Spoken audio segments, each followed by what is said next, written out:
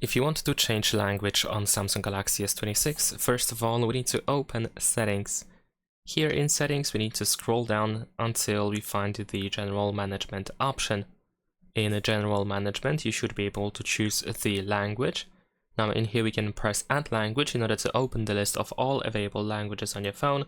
And if you choose a language that is used in several different regions, and there are some differences in those regions, like for example in the case of English, and then you can also choose the region or the country. So let's say if I choose United States, I'm gonna select English United States in here.